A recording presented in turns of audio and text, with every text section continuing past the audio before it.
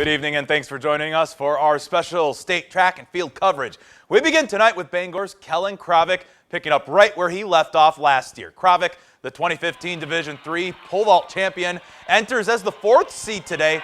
He was just saving his best for last. Kravick clears 15 feet even to claim back-to-back state gold. He then goes for the outright D3 state record at 15.4, but falls short of that mark. Still another amazing day for the Bangor senior. 15 feet, it honestly started to seem easy as I made it through the season. I made it twice, and then I thought, oh man, I just wasn't really back in at the end of the season. Regional sectionals wasn't going very high. I wasn't even getting first places, so I was kind of down the dumps. But once I got up there, once the bar got up to 15 feet again, I thought, hey, I've done this before. It's been incredible. I started out as a freshman, not very good. My dad said, hey, are you going to pick this up or are you going to try something else? I said, I'm going to pick this up. Went through a lot of camps, learned from a lot of people, learned from a lot of different coaches. I'm glad to do it for Bangor. I'm glad to pump with the community. The Kravick Crazies, as they call themselves, they were crazy today. Oliva Strum's Jedediah Lorenz, also a 3rd place finish on the pole vault as he clears 13.6. Caden Hockey, another state champion from our region. The Alma Pepin Jr. winning the boys discus, dominating to the point that every one of his throws would have been good enough for this year's title. I had a really great week of practice, 2 really great coaches, and we focused on a couple really important things, and it all went together today, and I got a big one out there. With 2 local state title winners down, a 3rd comes tonight on the track despite a much different path to lacrosse. News 8's Charlie Clifford has that story. Well, there are plenty of local victories that will be celebrated tonight. There is one international win that made its way here to Veterans Memorial Field. A 16-year-old that spent the last 10 months living in Melrose, Mindoro, has a very important phone call to make tonight back to his family in Switzerland to announce that he is the 800-meter Division III Wisconsin state champion. Swiss speedster Dominic Ummel is finishing his time in the States in style. On his last weekend before returning home, Ummel picks up a souvenir thanks to 0.4 of a second.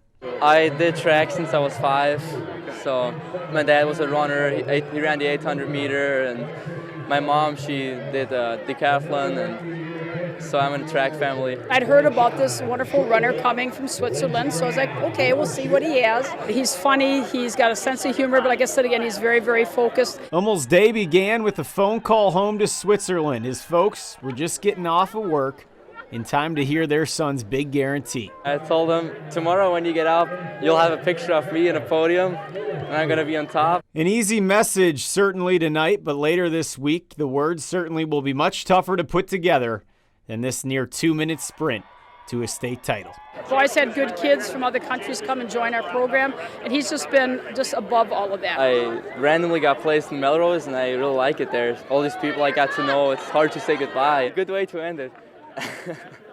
What a story. Thanks, Charlie. GET freshman Dana Fain running in the 3200 final tonight. She finishes 8 seconds behind first place. Still 2nd place in the state. Not bad for the freshman who gets another opportunity tomorrow in the 1600.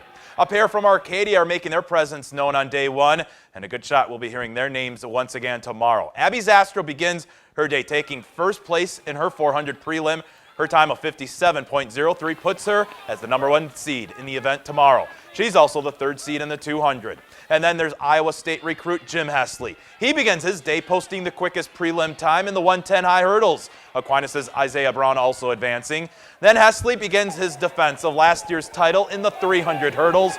Also the fastest time in D2 with a 38.96. Top seed in 2 events tomorrow, as well as the 3rd seed in the 200.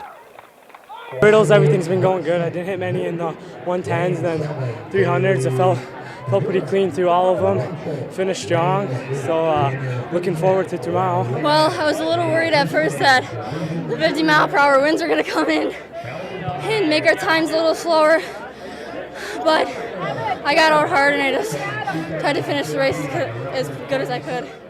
Also in Division II, West Salem's 4x200 relay setting a new school record and will enter finals tomorrow seated 2nd.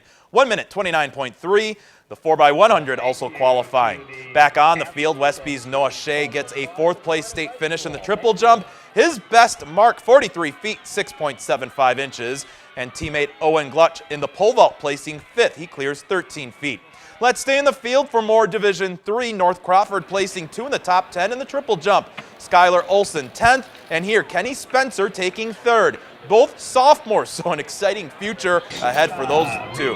Girls long jump, Cashton's Jamie Schmitz, 5th in the long jump last season, places 4th in her senior year. Her best jump, 17 feet, 7.25 inches. Back to the track to wrap up the late session. Royal senior Taylor Jurish, quickest time today at the 100, 13.10 seconds. She's also seated 4th in the 200. Yesterday, we previewed the Grukowskis from Indy Gilmanton. Alex will be seated 5th, both in the 400 and 200 tomorrow. And Andrew anchoring the 4x200 relay that will also be seated 5th. Oliva Strum Jr., Jenna Booth with the 5th quickest time in the 100 hurdles. And Brookwood senior Molly Cotton will be a 5th seed in the 300 hurdles. Bangor girls 4x100 relay, 2nd in their heat, and they will be seated 2nd in tomorrow's finals.